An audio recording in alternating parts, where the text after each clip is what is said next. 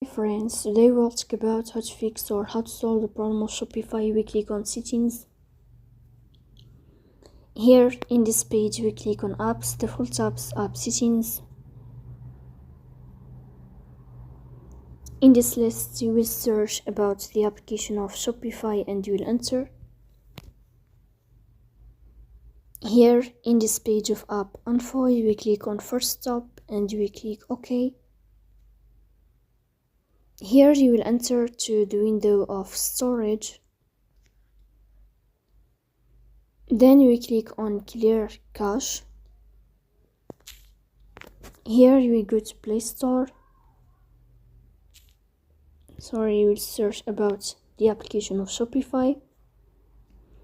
If you find updates, then you will update your app on Play Store. So please don't forget to support us by like and subscribe. See you next time and thank you for your